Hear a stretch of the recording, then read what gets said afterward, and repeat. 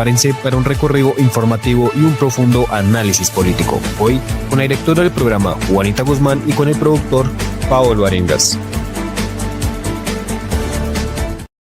Hola, hola, ¿qué tal mi gente linda, mi gente bella de Venga y le cuento? El día de hoy vamos a tratar temas interesantes donde el amor se acaba y llegan los conflictos. Vamos a darle paso a David. David, ¿cómo estás? Hola Juanita, buenos días para ti. Feliz de poderme encontrar nuevamente en esta emisión de Venga y le cuento. Gracias por la invitación. Y efectivamente es como la canción donde el amor se acaba. Cuando el amor se acaba, nunca mejor dicho antes. Y vamos a darle desarrollo a todos estos temas porque la verdad, qué triste, la Qué verdad. Parece que todos triste. hubieran ido a su vida a Monserrate, Juanita. Todos subieron a Monserrate y se acabó el amor. Se nos Se acabó el amor. acabó el amor de tanto usarlo, David. De Vamos acá, a sí. dar esas noticias. ¿Qué es lo que está sucediendo? A ver.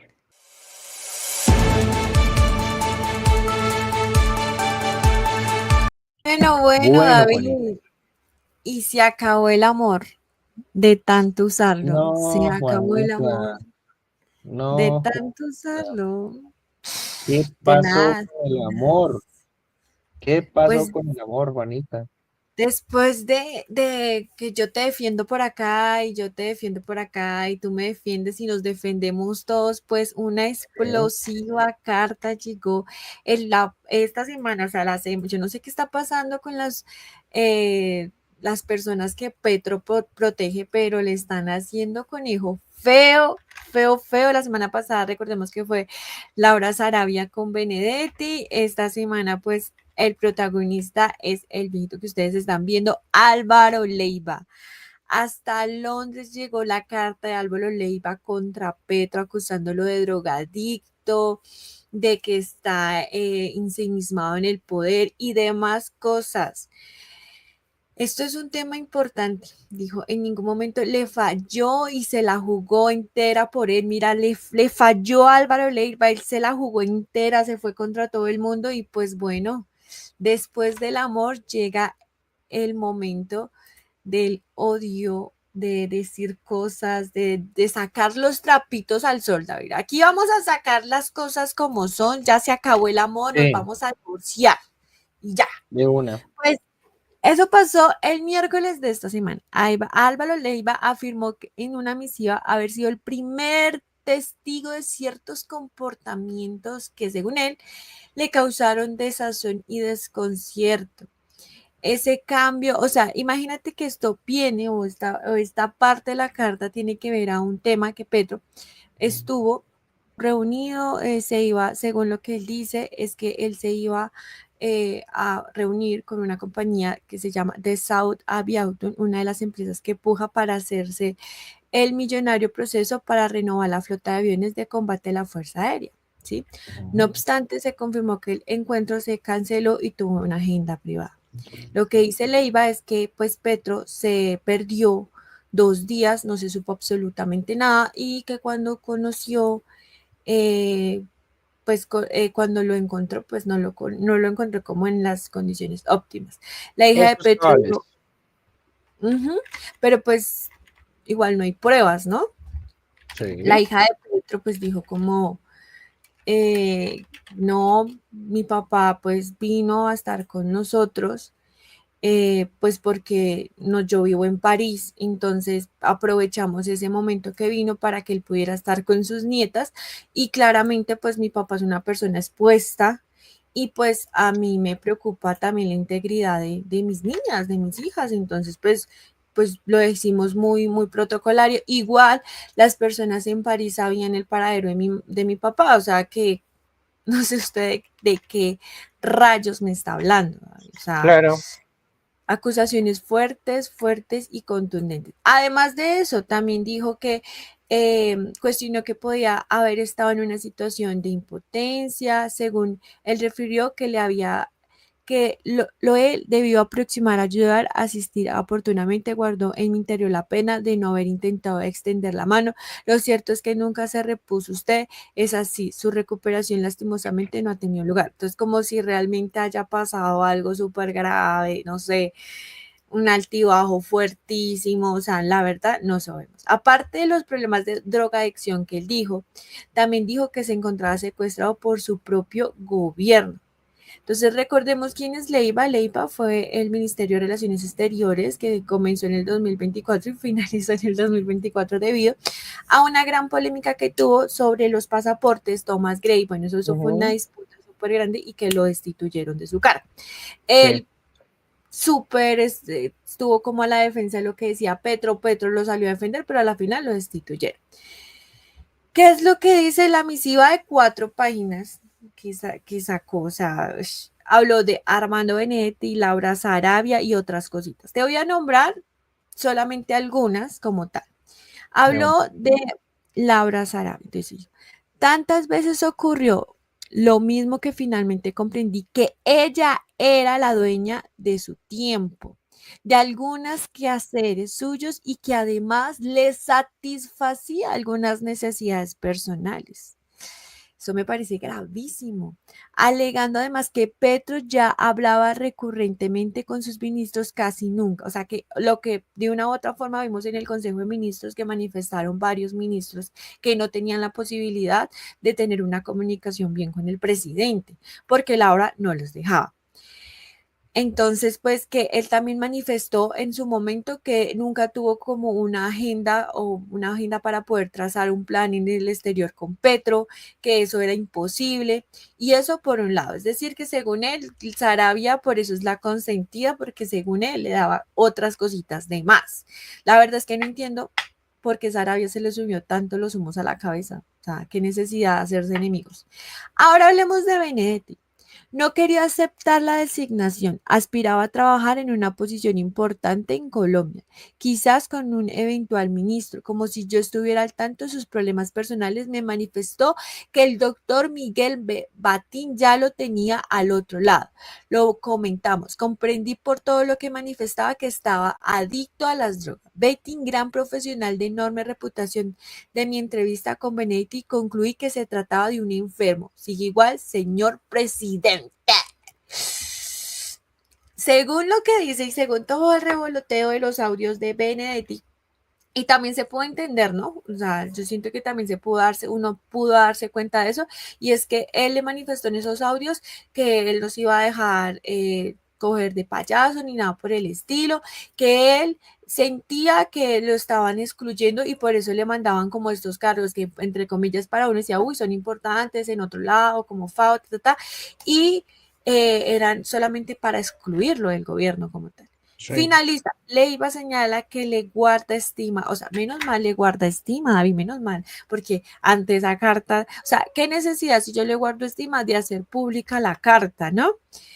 Que la carta tiene como objetivo llamar la atención de manera comedida, pero franca sobre asuntos de difícil aproximación por conllevar aspectos de carácter personal. Mi pregunta para finalizar y darte paso, David, ¿qué es lo que no le avalaron a Leiva? ¿Qué fue lo que, no sé, no le reconocieron a Leiva? Lo excluyeron para que él hiciera tremenda pataleta de esta manera tan bochornosa, desacreditando al gobierno que él antes pues defendía a capa y espada, que le costó su empleo, de una u otra forma su reputación, y que ahora se lava las manos como Poncio Pilatos.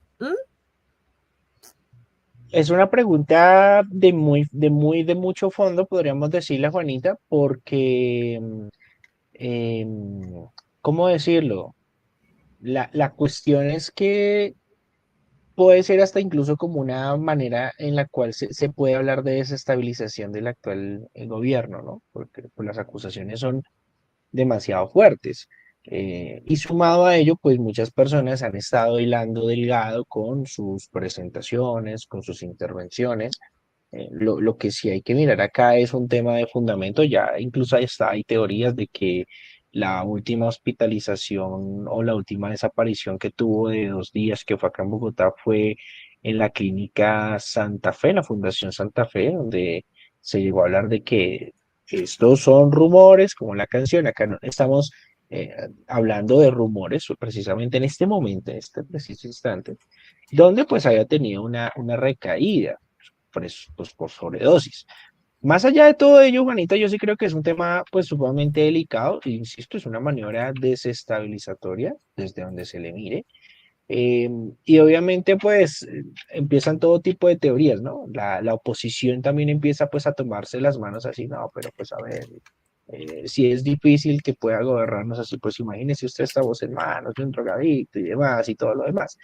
De hecho, que el presidente en las últimas horas respondió al ex canciller Álvaro Leiva mencionando que, te lo voy a leer textualmente, él pensaba la mejor forma para que termine la vida política y larga de un conservador. Esa era la intención, el pensamiento del presidente Petro. Pero mencionó que fue traicionado. No podía darme las gracias, compañero.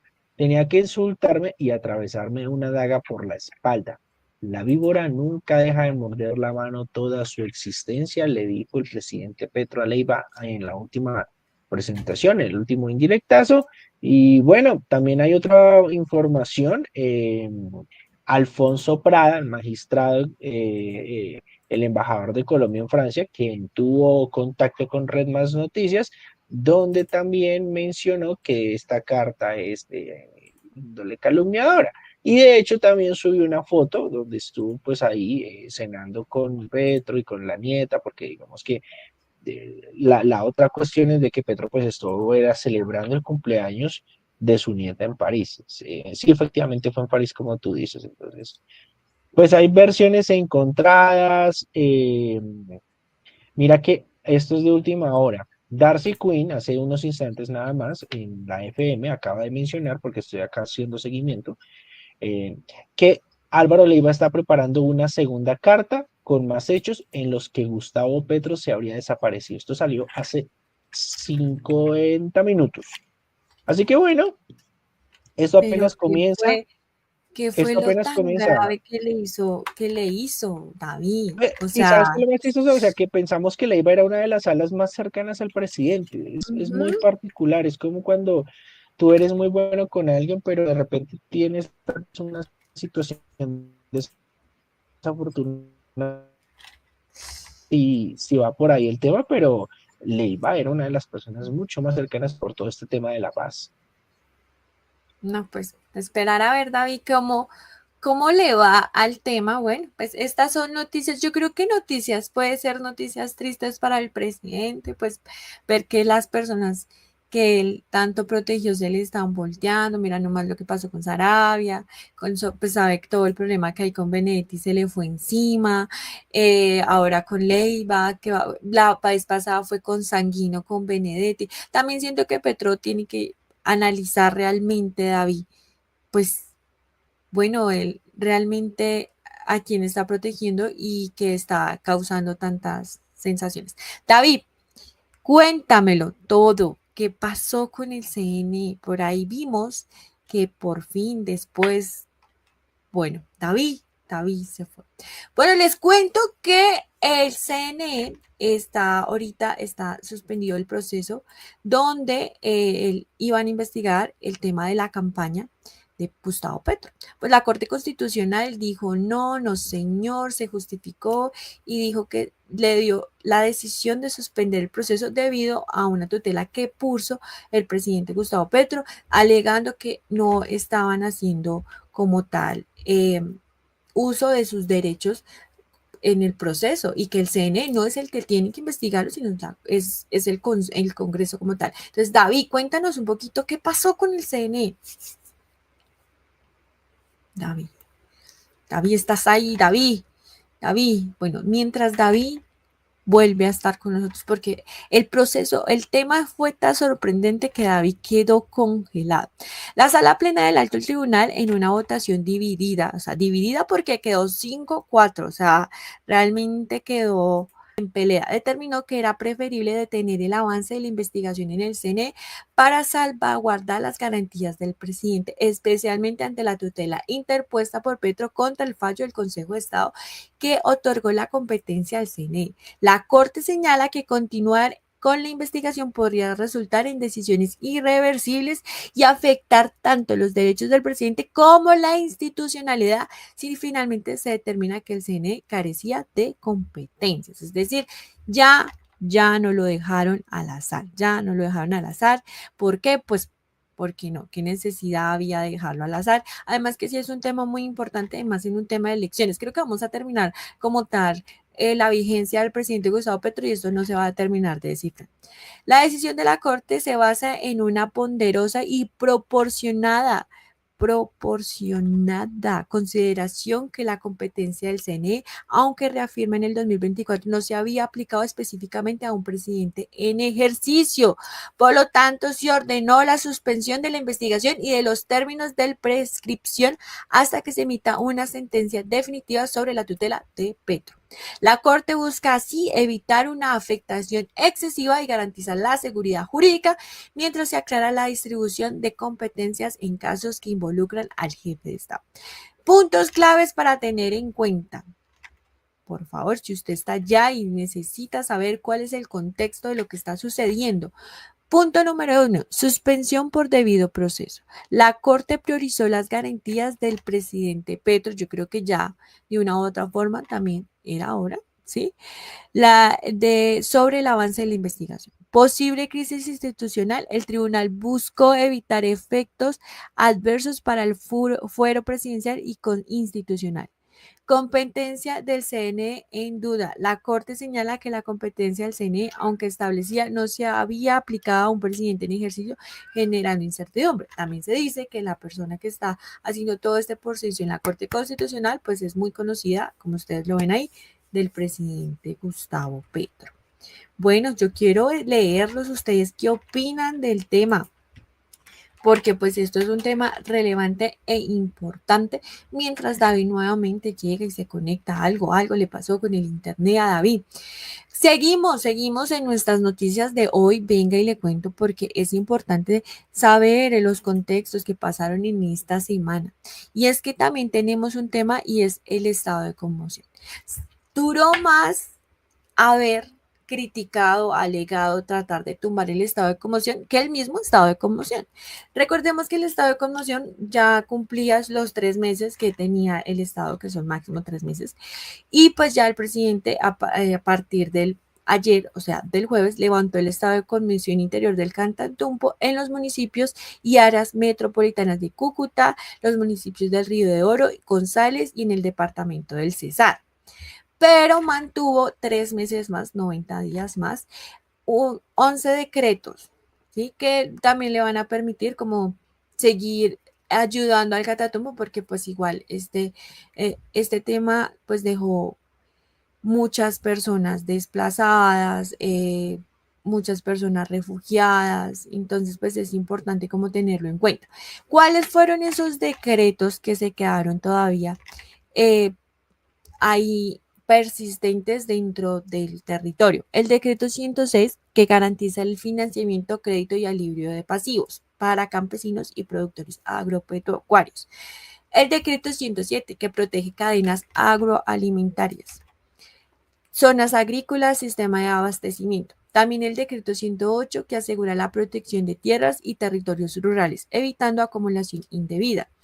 El decreto 117, apoyo al sector turismo, incluyendo extensiones de impuestos, subsidios por alojamiento y desplazamientos. Decreto 118, establece el control operacional de las fuerzas públicas por parte de un comandante designado por el presidente. Decreto 120, mediante especiales para la prestación de transporte público, incluyendo modificaciones de rutas y horarios. Decreto 121, permite al Ministerio de Vivienda ejecutar directamente proyectos de agua potable y saneamiento básico. Decreto 134, restringe el uso de sustancias químicas controladas para combatir el narcotráfico. Decreto 137, adopta medidas integradas para la protección de víctimas en temas de violación de derechos humanos. Y también el decreto 180 fomenta la transición hacia economías lícitas para familias involucradas en cultivos de uso ilícito. El último decreto es el decreto 433, que autoriza al ICBF la vinculación de personal para conformar 20 defensorías de familia en la región. Resultados importantes para destacar, para que ustedes lo tengan en cuenta. ¿Cuáles fueron los resultados que tuvo el derecho del estado de conmoción en el Catatumbo? Que es algo importante para analizar. Lo primero es que en 3 meses el producto del trabajo de 10.452 uniformados y la capacidades especiales que han desplegado, desplegaron todas estas fuerzas fue el sometimiento, capturas y muertes en combate de miembros de estos grupos armados, que la fuerza pública tiene presencia en 14 municipios del norte de Santander y 2 en el Cesar. Eso por un lado. Por el otro lado también pues no todo es bueno, ¿no? Entonces, ¿qué cosas no, digamos que el gobierno, como tal, las fuerzas, no han podido tener un control de toda la zona? Sí, que eso es un tema preocupante de suma importancia, que a pesar de, pues, de esa intensiva ofensiva, pues todavía hay un control en el ELN y las disidencias del Frente 33 en el territorio. Entonces, pues es interesante porque pues tiene un control de más del 25 hectáreas de coca, la minería ilegal y otras rentas criminales. Entonces, pues sigue habiendo un persistente problema, por eso también los decretos se quedan. ¿Qué es importante tener en cuenta durante los 3 meses de estado de conmoción? Que las autoridades documentaron 171 homicidios intencionales, 9 asesinatos no informados, 5 secuestrados, 79 extorsiones, principales atribuidos al ELN. ¿Sí? Y por último, para tener en cuenta, y es que el boletín número 87, pues dijo que se reportaron 64.564 personas desplazadas forzosamente y 12.887 confinadas. Estos números creo que nos dan un alarmante vistazo de lo que puede pasar, o sea, de lo que pasó en 3 meses, no, en lo que llevamos del año, que son 4 meses, porque esto inició, recordemos que a principios de mitad de enero. Entonces, que nos queremos imaginar qué pasó, cuántas personas quedaron desplazadas, desaparecidas, asesinadas, confinadas durante 50 años de violencia, cuando ni siquiera habían estos medios para informar, las redes sociales. Entonces, es interesante tenerlo en cuenta, es interesante.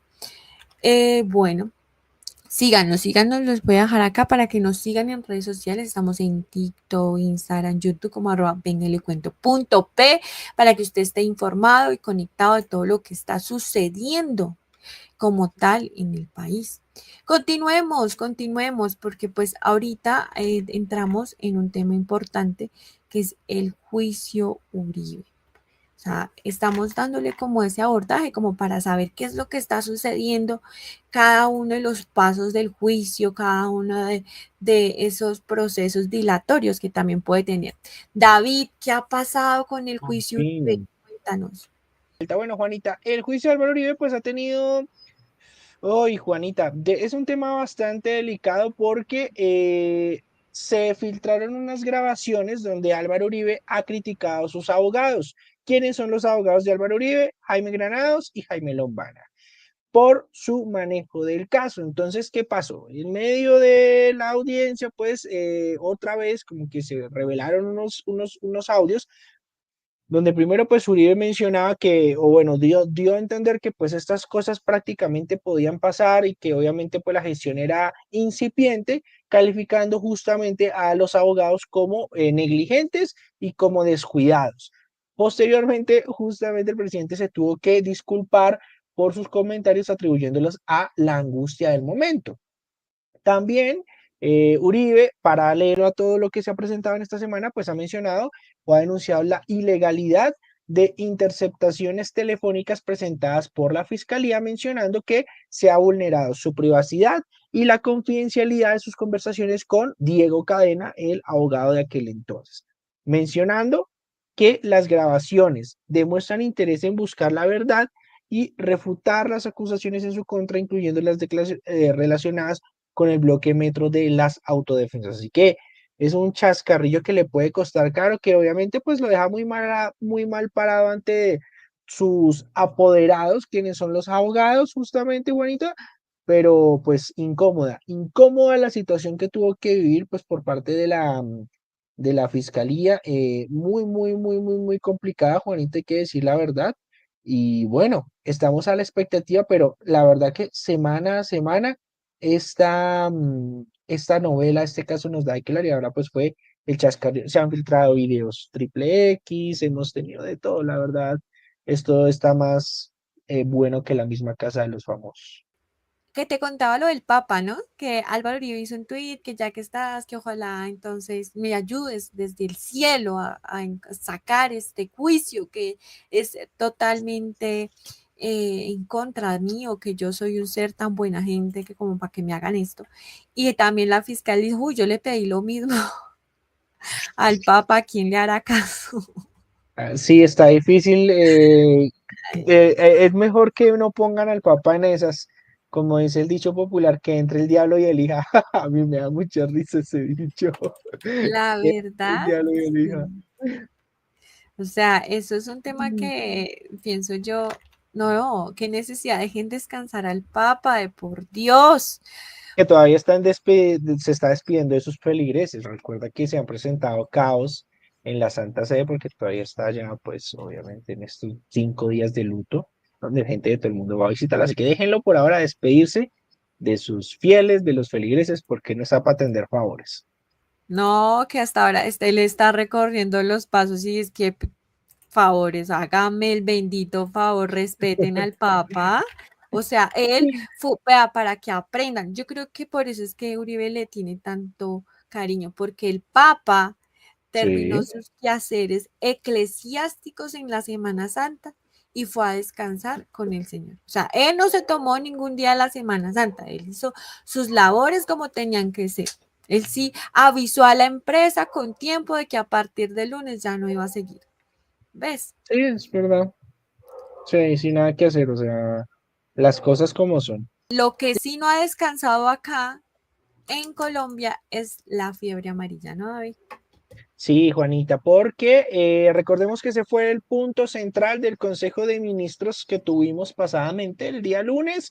Bueno, alocución presidencial slash Consejo de Ministros, ya vamos para allá.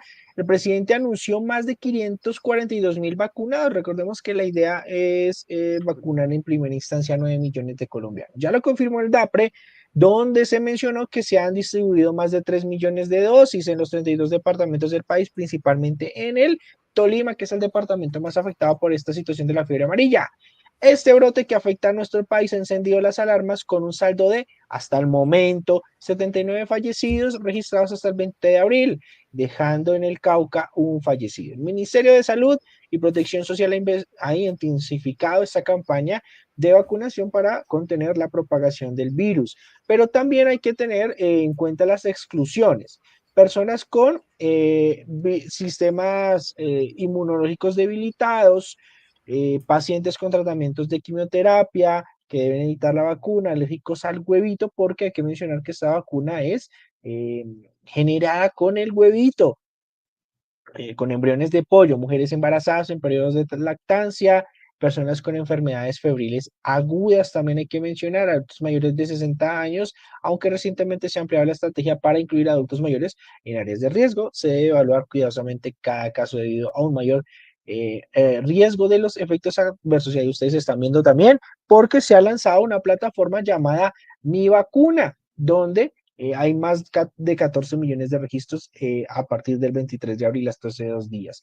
¿Qué quiere decir? Que usted puede ya, o sea, usted lo vacunen y usted ya puede primero en la plataforma encontrar y descargar su carnet o certificado de vacunación, el cual va a ser indispensable para salir del país, para viajes, para muchas actividades que ahora en adelante pues van a ser requeridas con este documento. Y si usted ya se vacunó, no se preocupe. Yo tengo entendido y asumo que mi vacuna tiene que estar ahí. A mí me pusieron la fiebre amarilla hace un par de años. Asumo y espero que mi vacuna uno la pueda encontrar. Así que muy juiciosamente usted consulte la plataforma Mi Vacuna para, si ya se vacunó, busque su carnet de certificado. Si no lo ha hecho, pues va a encontrar los puntos, lo que se necesita, las exclusiones, para que usted de pronto no vaya a cometer un error. Y pues si no se ha vacunado y quiere hacerlo, pues ahí va a encontrar ya los puntos de su ciudad, corregimiento o departamento donde podrá vacunarse. Así que importante también, hagamos la tarea y creo que también por un tema de salud es importante porque pues la fiebre amarilla está incrementándose y creo que el gobierno está tomando las medidas a tiempo, a tiempo con el mosquito que despertó. Exactamente, David. Yo quiero que escuchemos un poco al presidente Gustavo Petro que habla sobre el tema. Hasta el 20 de abril, sábado, domingo santo, 542.363 personas, mayoría en el Tolima y en las zonas que hemos detectado están vulnerables y expuestas. Han sido distribuidas hasta este momento 3.710.510 vacunas en 32 departamentos y se han aplicado 1.711.401 vacunas. Demora 10 días desde la aplicación hasta la inmunización. Es decir, con aplicar la vacuna de inmediato no estamos a salvo. Hay que esperar 10 días. Por tanto, todo viajero que necesite ir a estas zonas debe saber esta información, debe esperar 10 días después de la vacuna. Ya hay 3.000 puntos de vacunación y aquí, en este lugar que es la Secretaría General de la Presidencia, vamos a iniciar una vacunación para los funcionarios públicos como ejemplo para todo el país. Yo ya como presidente de la República hace tiempos, por viajar tanto, desde el 2022 y antes me había vacunado. Este es el carnet que le dan a uno contra la fiebre amarilla. Ahí viste, David, ahí viste, pues ya ustedes saben, señores, si ustedes se vacunaron, pueden entrar a mirar desde el 2013, pues están los registros, tal vez una antes no, pero esta vacuna es importante tener en cuenta, David, que si usted se la pone una vez, ya es de por vida, no es como que tiene que estarla renovando, como la influencia que es anual, no, esta solo es una vez, es una solamente una vez que se aplica en la vida para que usted esté protegido. Obviamente, pues tenga en cuenta que mayores de 18 años hasta los 59 años, porque pues es una vacuna pesada, es una vacuna que entra con el virus, entonces pues eso es importante tener en cuenta. David, sigamos. ¿Qué pasó con el Consejo de Ministros? ¿Qué pelea ha tenido ahí el presidente? ¿Qué ha hecho el presidente para poder pelear esa batalla? Juanita, pues mira que es un tema bastante particular porque el presidente, a mí me parece que el presidente gambeteó, podríamos decirlo así, el presidente gambeteó lo que se presentaba o digamos que en este caso la situación alrededor de el fallo o la presencia, la intervención de los canales privados, pero a través de la Presidencia de la República ha solicitado el fallo del Consejo de Estado que prohíbe la transmisión del Consejo de Ministros en canales privados. Esta petición, que será evaluada por la Sala Plena del Consejo de Estado, se basa en la supuesta vulneración del derecho al debido proceso, argumentando que el presidente no fue vinculado formalmente al proceso, a pesar de que el fallo judicial lo afectaba directamente. Esa controversia ha surgido tras una tutela que alegaba que la transmisión constante de estas reuniones en horario de máxima audiencia vulneraba el pluralismo informativo. A ver, ¿qué pasó el día lunes? El día lunes el presidente estuvo en cadena nacional aproximadamente desde las 7 de la noche hasta las 11 pasadas, casi 11 de la noche, de 7 a 8 pasadas, 8:30 de la noche casi tuvimos una locución presidencial que fue por todas las señales. De ahí en adelante invitó a que las personas se conectaran por la señal pública, la señal de RTBC, para seguir con el Consejo de Ministros, pero muchas personas mencionaron que el presidente gambeteó de una manera muy sutil todo ello, ya que se anuncia acá en esta imagen, como ustedes pueden ver, que el titular que dice Consejo de Ministros, RTBC, medios públicos, y es a lo que se apegan los canales privados. Pero el presidente dice, no, yo no hice el Consejo de Ministros de las 7, yo hice fue alocución presidencial, la cual debe ir por todos los canales, y ya después de eso sí, envía el Consejo de Ministros, pero el Consejo de Ministros empezó mucho más tarde. Entonces, también dice que en la locución presidencial habló solamente él, pues también tuvo participación el ministro de la Salud. y otras personas que estaban involucradas, porque también dio una explicación de lo que podía ser el desarrollo o el manejo de la situación de la fiebre amarilla en el país. Otras personas han dicho y se han generado diversos debates en redes sociales y medios de comunicación, donde se menciona que si es un consejo, perdón, si es una locución presidencial, solamente tiene que hablar el presidente, no tiene que tener o contar con intervención de otras personas. Y también, Juanita, fue muy particular, yo estuve siguiendo el Consejo de Ministros a locución presidencial primero por los canales privados, luego me pasé a la señal pública. ¿Por qué, Juanita? Porque en los segundos antes de enlazarse con señal presidencial, Caracol en su momento muy puntual dijo, vamos a seguir con el noticiero, a pesar de que creemos de que es nuestro derecho de la libre expresión informar, vamos a seguir con el noticiero. Entonces invitó a que la gente se conectara no al Consejo de Ministros, sino a ver el noticiero en su aplicación y en su canal de YouTube. Y RCN también rápidamente hizo como una manera muy parecida, mencionando que obviamente ellos estaban ejerciendo el derecho a la libre información, pero pues también se necesitaba esta difusión. De hecho que el himno, cuando estos dos canales se enlazan, ya está sobre el final porque ya la señal pública ya iba a empezar y hubo como unos comerciales. Y además de eso, Juanita, para colmo de males, pues el presidente, como si los hubiera escuchado, arranca tanto su Consejo de Ministros como su alocución presidencial echándoles el vainazo a los canales privados diciendo que el espectro es público, de que el espectro es arrendado, cedido por el Estado, que obviamente pues los canales siempre inicialmente tuvieron esa índole pública y que los medios están manipulados y bueno, lo que siempre ha dicho del periodismo de derecha, en este caso también sus acusaciones a los canales privados. ¿Cómo la ves? O sea, muy hábil, pero porque quiero enfatizar en un punto donde él envía como esta contratutela de lo del Consejo de Ministros y dice, no se estableció de manera expresa la vinculación del presidente de la República como parte dentro del proceso, pese a que posteriormente se emitió un fallo con efectos directos sobre su conducta y funciones. Entonces, ahí es donde se van a agarrar, David, de decir, usted me dijo que no podía transmitir el Consejo de Ministros, pero no, pues eso es parte de mis funciones, informarle al pueblo el paso a paso de las cosas que yo estoy haciendo porque yo tengo que dar como ese reporte de los hechos. Entonces, pues ahí sin nada que hacer, esperar qué sucede. Tal vez yo siento que lo que decíamos anteriormente en el programa que se esfumó, y es, lleguen a un acuerdo, qué necesidad, o sea, yo siento que sí, muchos consejos todos los martes como programa así súper chévere de canal, me parece muy excesivo, pero también 3, 4 horas me parece mucho, entonces pues traten de llegar a un acuerdo donde obviamente se comunique, pero sin la necesidad de eso, de enviarlo así. Eso es lo que yo opino con respecto al Consejo de Ministros, David.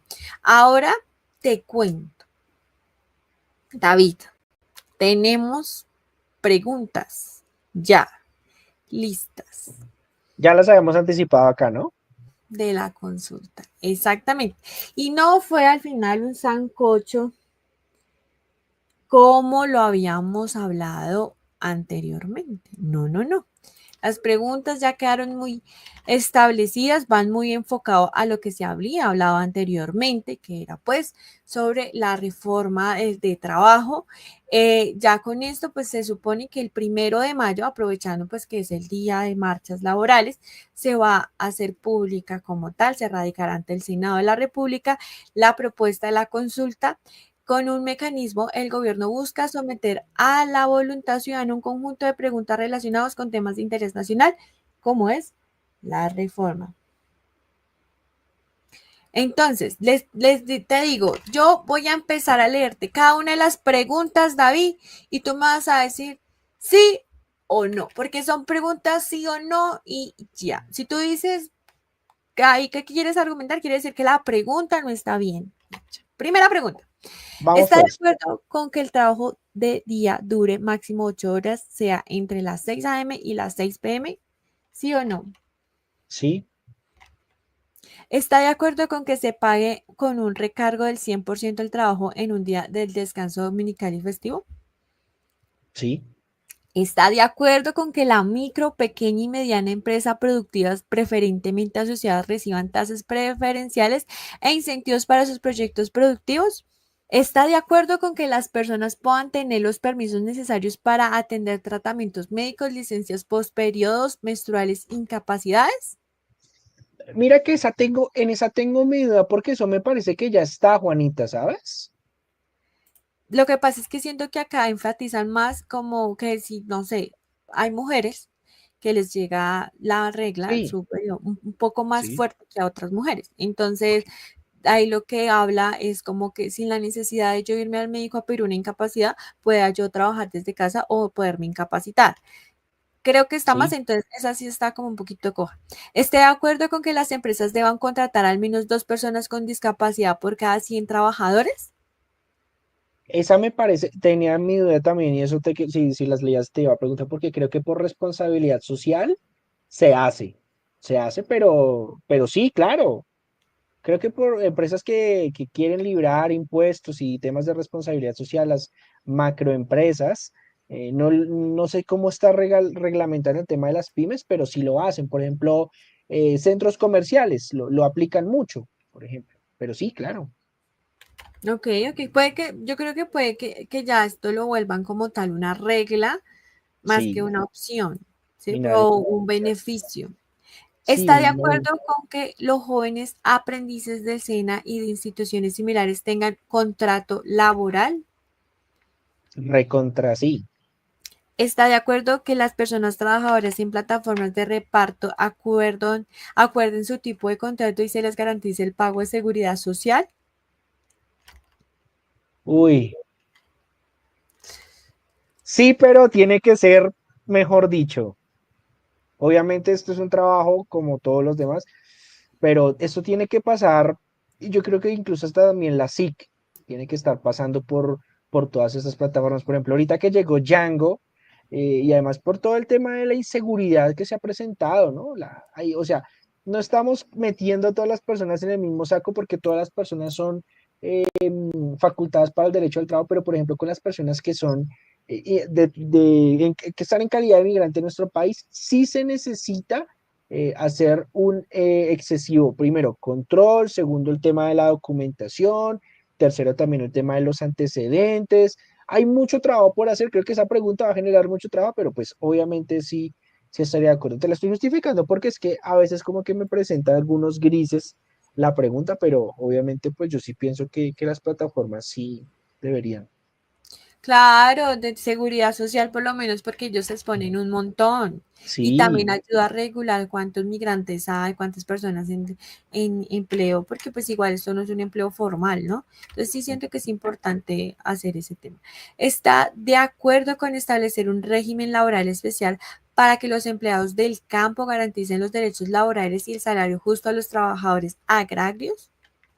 ahí tengo una pregunta, estoy muy de acuerdo, pero como hay, bueno, yo sé que en el campo se paga por jornada, o sea, o hasta fin de mes, hay que mirar cómo es ese salario para el campo, que esa fue una de los debates que se presentó en redes sociales, porque decían, bueno, ¿cómo así? O sea, que en el campo se cobra diferente, se cobra más o se cobra menos que en la ciudad, se cobra más o menos que en un trabajo público. Hay que mirar todo eso y obviamente hay que decirlo, Juanita, esto también destapa otra verdad, y es que el trabajo en el campo es informal.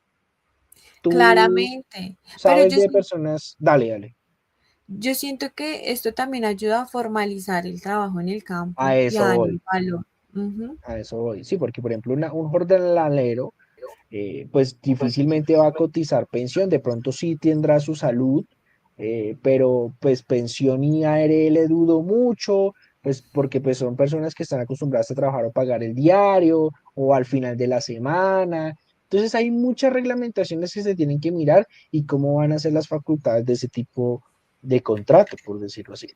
Claro, eso por eso es interesante porque ya ahora sí pone en entrevilo este tipo de trabajos que son indispensables para la economía, pero que son realmente invisibles. ¿Está de acuerdo que las trabajadoras domésticas, madres comunitarias, periodistas, deportistas, artistas, conductores, entre otros trabajadores informales, sean formalizados y tengan acceso a seguridad social? Claro.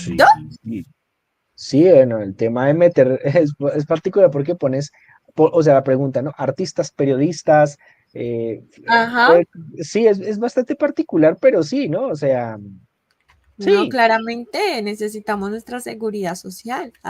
¿Están de acuerdo en promover la estabilidad laboral mediante contratos de término indefinido como regla general? Bueno, esa es la que tenemos ahí como controversia, ¿no? claro, porque se Complicado. acabarían los contratos, por ejemplo, hora-labor, se acabarían Ujú. las OPS y bueno, digamos que en muchos trabajos, por ejemplo, en el Estado, no funciona un contrato a término indefinido. ¿Por qué? Porque muchas personas que trabajan con el Estado trabajan es de acuerdo al gobierno de turno o en proyectos mucho más pequeños. Entonces ahí de pronto sí se puede generar un desangre para el Estado de acuerdo pues a la normativa que hay, que ya la hemos explicado, tú la has explicado, pero pues no sé, ahí es donde yo creo que tenemos el gris más grande de los grises en cuanto a las preguntas. Y aún así la pregunta no termina siendo del todo clara, porque una persona te dice, pero ¿cómo así? Luego la persona que trabaja no tiene un contrato, sí, pero hay tipos de Hay contratos. tipos de contratos, claramente, y ahí tienen que priorizar. Y la última pregunta, ¿está de acuerdo con constituir un fondo especial destinado al reconocimiento de un bono pensional para los campesinos y campesinas? Me parece interesante, esa sí no la tenía en el radar. Yo la tenía en el radar, pero mi pregunta es de dónde se va a sacar la plata, De nosotros, ¿sabes? yo creo, claramente, Ahí la cuestión claramente. ahí seguramente es el tema de los impuestos. Creo que, si mal no estoy, Juanita, esa fue la pregunta que generó que varias organizaciones, incluso sindicatos laborales o de empresarios, pidieran una revisión de las preguntas. O sea, como que muchachos, ustedes se ven muy al frente, muy rápido, pero hay preguntas que no nos cuadran y esa, por ejemplo, y la de los contratos, ha generado mucho debate en el empresariado colombiano y obviamente pues en la ciudadanía. Juanita, eh, Claramente, claramente. mira que esta semana hice un análisis, no sé, yo creo que la reforma, o sea, la consulta popular se va a hacer. Ujú. Creo que estamos claros, o sea, el senador, el congresista, el periodista que se oponga a la consulta popular o que promueva el no, prácticamente que se está dando un balazo en el pie. Siento y percibo yo. ¿Sí? Porque cada vez está tomando más fuerza, cada vez está tomando más fuerza. El tema radica no en que tú te vayas en contra de la consulta popular, en que tú promuevas la abstención de la consulta popular. Ahí está el tema. Porque yo siento que la consulta va a ir, pero ahora hay que mirar el otro margen, Juanita. Si logra los 13 millones de votos que se necesitan. Y ahí es Y donde no yo solo todavía eso, tengo si mis dudas. logra los 6.000 tantos que necesita para su aprobación. Exacto, o sea, la elección va a ser y nos vamos a ir y vamos a marcar sí o no. El tema es si van a haber 13 millones o poco más los que tú dices que van a votar, porque yo siento que nadie le va a decir no, porque prácticamente eso es condenarse a un año de las elecciones, tanto presidenciales y demás que tendremos el año entrante. eh, no es sano, aunque Vargas Lleras creo que ya dijo que iba a promover la abstención. Pero el tema es si se logra el umbral, ese es el tema, esa es a mí la pregunta que me genera más incertidumbre, si se va a llegar a ese umbral, Juanita. Pues yo creo, ¿sabes qué creo? Que yo creo que sí, porque si nos hemos dado cuenta en el opinómetro que son las marchas, vemos mucha gente marchando, ¿no? Ayer, Que ¿no? se cumpla eso también, pero eso también daría un entrevilo de cómo podrían ser las próximas elecciones, un panorama de una u otra manera. Y recuerden que al ser aprobada ya como tal la reforma, la consulta, perdón, tienen tiempo de hacerlo en 3 meses, es decir, de julio a septiembre tienen tiempo para hacer la consulta popular. Y según lo que dijo Armando Benedetti, es que si la consulta llega a ser positiva para el gobierno, el Congreso está obligada a expedir la ley de la aprobación en el periodo siguiente y si lo hace, y si no lo hace, Petro podría expedir el decreto. Entonces, Sí, va pues, por pupitrazo. Y ese es el tema. exactamente. Hay un tema también para medirse. Y sabes también otra cosa que te iba a decir, esto lo tenía guardado desde que supimos que el viernes se haría programa, y es que yo creo que vamos a tener muchas jornadas de marchas. Tuvimos ayer, Petro ya convocó Al y dijo que iba primero. a llevar la reforma al Senado con la espada desenvainada la próxima semana, 1 de mayo. Y creo que vamos a tener cada semana, tal vez o cada 2 semanas, marchas, marchas, marchas, marchas para ir presionando un poco la convocatoria popular de la consulta, pero yo sí también me atrevo a decir que se va a hacer el panorama de aquí a los próximos meses, hasta que sea la posible elección que se proyecta para octubre, mal no estoy, sí, creo que es para octubre. De julio a septiembre tiene, bueno, sí, la consulta como tal es para, o sea, la consulta para saber qué candidatos realmente quedan, que es en octubre, En octubre. de candidatos. Pero bueno, pues David, esperemos a ver qué sucede. Nos vamos con nuestras noticias internacionales.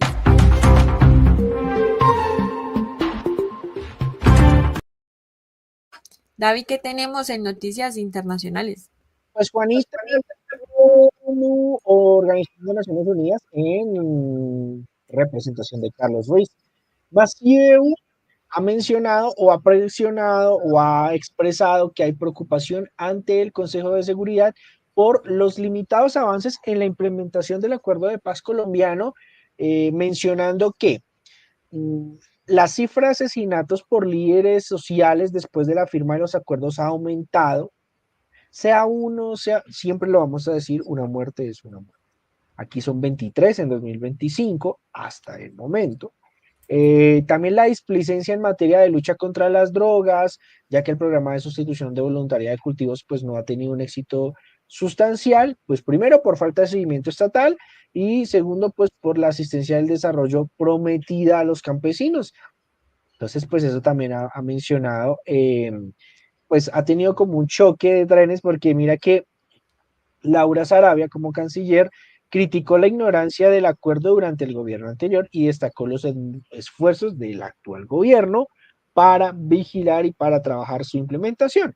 Aunque Ruiz Massieu mencionó que es positiva la voluntad del gobierno para restablecer diálogos con los grupos armados y reconoció los avances históricos en la JEP. Ojo con la JEP porque ya la vamos a mencionar dos noticias más adelante, pero pues eso es lo que está pasando y pues quedamos como mal parados ante la ONU una vez más.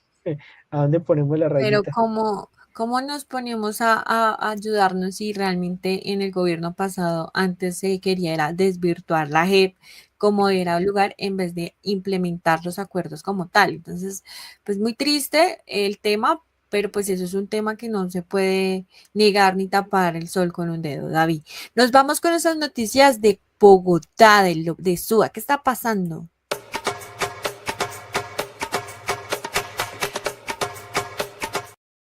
Javi, volvamos nuevamente a lo que es la fiebre amarilla. ¿Por qué? Porque ya llegó a Bogotá el tema de la fiebre amarilla, la cual pues tiene 5 personas con los síntomas, ya 5 personas confirmadas, de las cuales pues ya han habido de esas 5, 2 muertos. El tema de la fiebre amarilla ha sido un tema realmente de alta preocupación porque aunque los casos pues no es que sean realmente supremamente alarmantes, lo que es alarmante es la tasa de fallecimiento, que prácticamente es del 45 al 50% de las víctimas que cobra la fiebre amarilla. ¿Qué medidas se están tomando en Bogotá? Ya se han aplicado 84,000 dosis en lo que ha transcurrido el 2025. También se han colocado puntos para la aplicación de la vacuna y también pues tú puedes pedirla en tu sistema de salud. Se aplica a los niños y niñas desde los 18 meses y en adultos viajeros hasta los 59 años, a los cuales si van a viajar fuera del país se le entrega carne internacional y si pues van a viajar en, no sé, nacional, pues se le entrega carne nacional. ¿Dónde están estos puntos de vacunación para que usted lo tenga presente, para que usted se vacune? ¿Por qué? Porque yo quiero ser clara en esta parte. En Bogotá, por nuestro clima, no entra el mosquito, o sea, el mosquito no entra acá, pero si usted en Semana Santa se fue para el Tolima, para el Cesar, para el Amazonas, que son lugares donde el mosquito sí está, puede que usted haya contagiado la enfermedad ya y la haya traído acá. Tampoco es prendediza, pero pues obviamente si usted vive acá y el caso se dio acá, pues se enumera acá en Bogotá. Terminal de transporte del Salitre, Aeropuerto Internacional El Dorado, Unidad de Servicio de Salud Lorencia Villegas de Santos. Horarios, el primero de 7 a 6, el segundo de 7 a 6, el tercero de 7 de la mañana a 4 de la tarde. Centro de Salud Suba, para ustedes, señores de Suba, nuestra localidad, de 7 de la Únense. mañana a 1 p.m. Perdón, horarios de Centro de Salud Suba, de lunes a viernes de 7 de la mañana a 4 de la tarde y sábados de 7 de la mañana a 1 p.m. de la tarde. Centro de Salud Candelaria, para las personas de la Candelaria, de lunes a viernes de 7 de la mañana a 5 p.m. y sábados de 7 a 1. Y finalmente, Terminal de Transporte El Salitre del Norte, de lunes a viernes de 9 a.m. a 3 p.m. y sábados de 9 a 3 p.m. ¿Qué síntomas debe tener usted en cuenta? Primero, si usted presenta náuseas, escalofríos, claramente fiebre, vómito, dolor de cabeza, así como cefalagia, frecuencia cardíaca baja o dolor en la zona de la columna. Entonces, ahí usted debe tener en cuenta y de una vez prender alarmas. Usted no se ponga a adivinar, no se ponga a prescribirse nada, porque esta enfermedad realmente es en serio preocupante. La idea es que se confiere una protección a más del 90% de los vacunados después de 10 días siguientes a su aplicación. O sea, usted se lo aplica y antes de los 10 días ya va a estar el 90%. Ya después, ya después de los 10 días de su aplicación, ya sería el 99% en el cual usted va a estar protegido. Solamente, como les había mencionado, se aplica una vez en la vida y ya. ¿Quiénes deberían vacunarse? Pues las personas que van a viajar, las personas de la salud, personas que están pues, en las zonas como tal de alto riesgo, Organización Mundial de la Salud también, la OMS, y los lugares donde pues son alto riesgo, ¿cuáles son? Llanos Orientales, Amazonas, Orinoquía, Magdalena Medio, Norte de Santander y los departamentos vecinos a Sierra Nevada de Santa Marta, Ciénaga, Grande Santa Marta y Parque Los Flamencos. Si usted se va a internacional, pues piense Brasil, Panamá y algunos del Centro y Norteamérica, del continente africano, asiático y australiano. David, importantísimo para que usted lo tenga en cuenta. Por favor, si usted va a viajar, vacúnese. Si usted siente los síntomas, no se ponga, es mejor prevenir que lamentar, es mejor que le digan es una gripe normal a que las cosas escalen, porque tengan en cuenta, fueron 5 casos, ya cobró 2 vidas. Entonces, pues, esto por este lado, David. Sí, Juanita, de verdad tener mucha precaución y ustedes estaban mirando acá justamente en el celular, sí, creo, porque había mencionado que se había mencionado que se iban a abrir más puntos, pero bueno, todavía no hay actualidad respecto de ello, así que claves esos puntos que ustedes mencionan, que tú mencionaste, y bueno, para cerrar en esta emisión, así rapidín, venga y le cuento. Vamos a hablar del presidente Gustavo Petro, ya que ha existido una investigación tras el hallazgo de restos. David, ¿qué te parece si escuchamos al presidente hablar del tema? Bueno. Otras verdades, acabamos de ver una. En el batallón Charri Solanos hay restos humanos que acaban de ser, ¿cómo se dice técnicamente? Descubiertos, exhumados, la palabra. Y solo una parte, no se ha hecho la labor porque en este gobierno abrieron huecos que están en el barrio, en el Charri Solano sin que nadie se diera cuenta y no sabemos qué sacaron de ahí. Investigación que tiene que ordenar el gobierno nacional. No en esa época. ¿Qué sacaron? ¿Por qué? ¿Qué sacaron? ¿Por qué? Bueno, es que justamente se habla de que se han encontrado restos humanos de una desaparecida del Palacio de Justicia. Y esta desaparecida habla de 1985 y se cree que estos restos fueron ser enterrados en el batallón en 1986. Y obviamente, pues las fuerzas militares, incluso se habla de que buscaron entorpecer la labor de la JEP con esta acción. Y lo peor del caso, Juanita, que abre una investigación mucho más atroz, es de que se habla de que hay huecos, varios huecos, ya que puede ser que este sea una de las aristas en medio de la búsqueda de los desaparecidos de Palacio de Justicia o de otra catástrofe que se va a presentar en el país. Ahí, de acuerdo con el testigo José Leonairo Dorado, estaría enterrado Pedro Movila Galarcio, quien fue ya dado como persona desaparecida desde ese año 1993.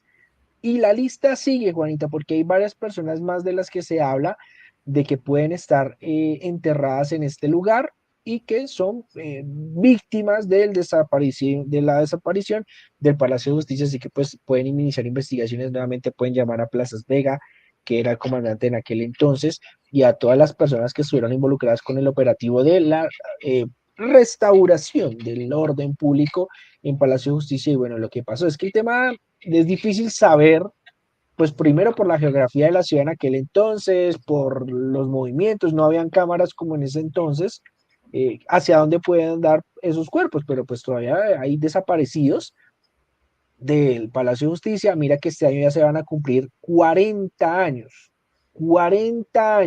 se van a cumplir de los hechos de Palacio de Justicia, así que pues es un tema muy delicado y pues por el cual las víctimas esperan pues reparación. 11 personas desaparecidas y 98 fallecidos es lo que menciona Centro de Memoria Histórica. Pues David, esperar a ver porque se supone que como tal el gobierno en la época ya sabía de la toma del Palacio de Justicia y dejaron que pasaran porque así también les ayudaba a desaparecer a ciertas personas contrincantes de sus partidos que no le ayudaban o no eran muy viables para ellos. Entonces, pues bueno, esperar que suceda a la final, todo, no importa el tiempo, todo se empieza a revelar. Bueno, eso fue todo por hoy. Recuerden seguirnos en nuestras redes sociales. Estamos en Instagram, Facebook, YouTube, como Instagram, YouTube y TikTok como @venguelecuento.p para que usted esté actualizado. Le vamos a compartir partes de este programa para que ustedes los vean y pues estén al tanto de lo que pasa en la política colombiana. David. Claro que sí, en Subalaire nos pueden encontrar como @subalaire.88.4 en X, Facebook, YouTube, Instagram y TikTok. No olviden seguirnos y estar pendientes de todo el contenido que tenemos para ustedes. Claro que sí. Recuerden escucharnos por www.subalaire.com. Esto fue todo por hoy y chao, chao.